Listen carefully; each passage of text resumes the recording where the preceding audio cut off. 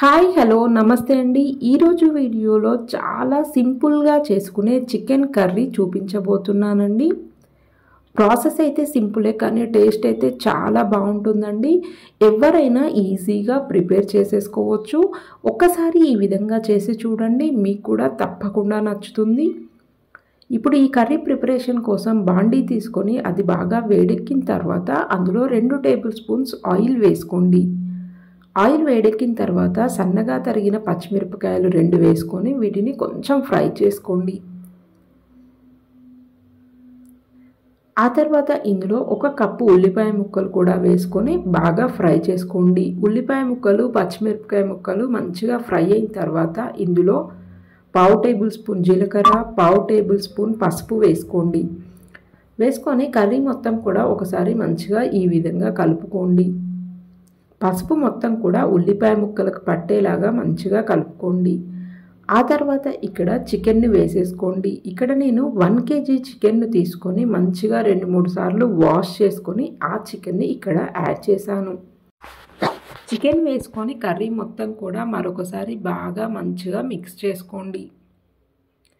ఈ విధంగా మిక్స్ చేసుకొని ఒక 10 నిమిషాలు మీడియం ఫ్లేమ్లో పెట్టి ఉడికించుకోండి. 10 నిమిషాల తర్వాత ఈ విధంగా ఒక 40% ఉడికిపోయి ఉంటుందండి. ఇప్పుడు ఇందులో మీ రుచికి తగినంత ఉప్పు వేసుకోండి. ఇక్కడ నేను 2 టేబుల్ స్పూన్ ఉప్పు అలాగే 2 టేబుల్ స్పూన్ల అల్లం వెల్లుల్లి పేస్ట్ వేశాను. వేసుకొని కర్రీ మొత్తం కూడా మరొకసారి బాగా మిక్స్ చేసుకోండి. అల్లం వెల్లుల్లి పేస్ట్ మొత్తం కూడా చికెన్కి పట్టేలాగా మంచిగా మిక్స్ చేసుకోండి.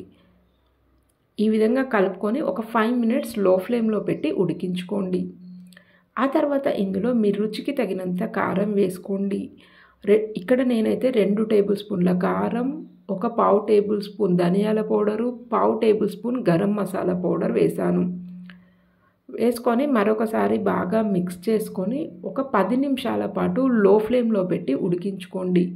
మాడిపోకుండా మధ్య మధ్యలో కలుపుతూ ఉడికించుకోండి. ఈ విధంగా ఉడికించుకోవడం వలన ఉప్పు, కారం, గరం మసాలా మొత్తం కూడా చికెన్ ముక్కలకు పట్టి చికెన్ అనేది మంచిగా ఈ విధంగా కుక్ అవుతుందండి. మీరు కావాలంటే ఫ్రైగా కావాలనుకుంటే ఈ విధంగా తినేయచ్చు.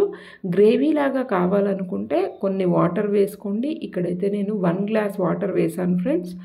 వేసుకొని కర్రీ మొత్తం కూడా మరొకసారి బాగా కలుపుకొని ఒక 5 మినిట్స్ లో ఫ్లేమ్లో పెట్టి ఉడికించుకోండి. ఆ తర్వాత ఇందులో కొంచెం కొత్తిమీరతో గార్నిష్ చేసుకుంటే సరిపోతుందండి. యమ్మీ యమ్మీ టేస్టీగా ఉండే చికెన్ కర్రీ అనేది రెడీ అయిపోయింది. పెద్ద ప్రాసెస్ ఏం లేకుండా ఈజీ ప్రాసెస్లో టేస్టీగా మనమైతే ప్రిపేర్ చేసేసుకోవచ్చు. ఈ వీడియో మీకు నచ్చినట్లయితే లైక్, షేర్ అండ్ సబ్స్క్రైబ్.